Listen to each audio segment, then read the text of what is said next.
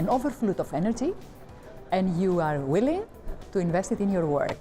It means that people are vigorous, they are dedicated to their work, and they are able to focus in their work.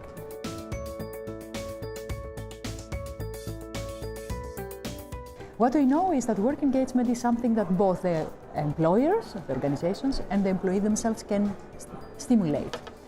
Organizations, what they can do is to create jobs that are not stressful, that are affordable, that people can deal the demands of these jobs.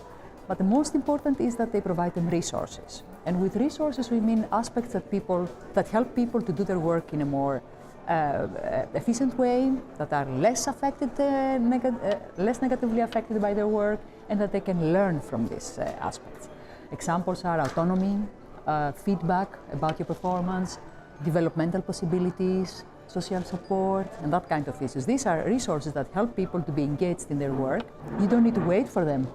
You can also, as an employee, do it yourself, or partly do it yourself, not completely, by generating resources, by asking for feedback if you don't get it, or by asking for social support if they don't come to help you when you are having a very busy day at work.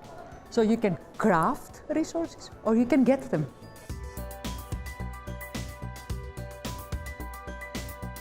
And what we've concluded is that the employment relationship is essentially broken, fragmented and disjointed. And by that we mean it is broken because the capacity for large sections of the workforce to have a say about matters that affect them are shallow.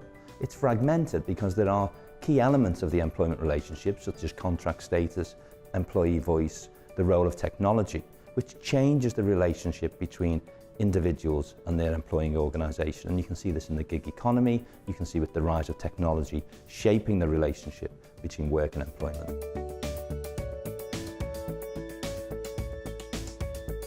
So we started off by saying, what exactly is the gig economy and what do the numbers look like? I think it's confusing because a lot of people talk about the gig economy now. And I think the gig economy tends to refer more to the kind of material instantiation of digital working. So it's conducted via an app, but of course it actually involves people in face-to-face transactions. So it's something that we see locally, so we see it every day. We see it on the streets, we see Uber, we see Deliveroo, and people tend to think that's the gig economy, but it's much bigger than that.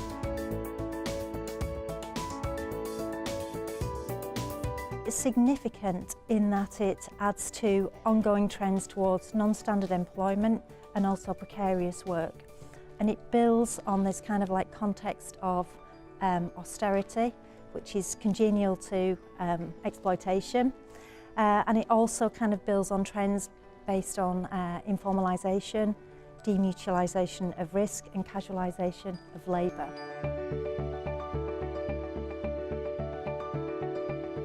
Well, the extent to which the HR function adds value through its day-to-day support role for line management, core day-to-day work of the function has often been dismissed or written off as not particularly adding value. And we challenged that through our research, that actually much of the day-to-day activity that the function does in a strongly enabling and supporting role is about enhancing organisational performance, and that is phenomenally strategic. So the idea that being strategic is something that doesn't involve being engaged with line managers in the way they manage their people on a day-to-day basis, we'd really like to call that into question.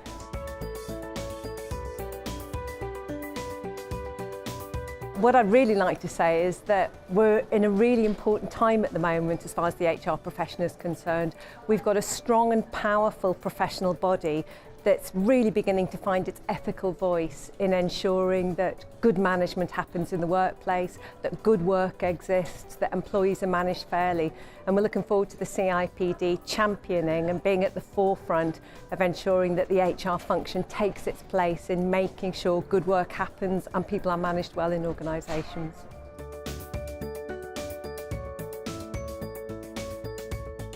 What we've been doing recently is working through the All-Party Parliamentary Group, and particularly with the support of Philip Connolly at Disability Rights UK, to get a lot of these recommendations embedded into practice, all with a view to looking at the recommendations within the report and saying to what extent can these be embedded in elements of current government policy.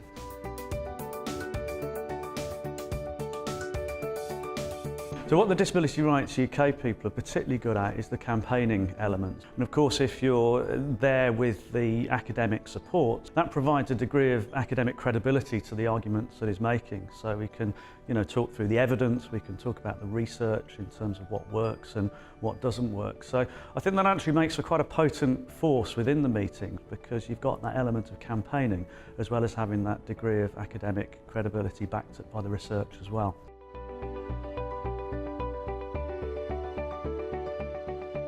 This has been such an exciting and stimulating day. I've heard some really good talks by a whole range of people from different countries and about different topics. The priorities for me have been disability, coaching and mentoring, and how we analyse and report on the work that we do in HR in order to take business performance forwards in a productive and creative way. And in particular, I've enjoyed hearing the discussions between leading edge practitioners and researchers tackling similar issues, but looking at things from a different perspective. And I'm really hoping that they'll come back to this conference next year to report progress about that as well. It's been a great day, I've really enjoyed it.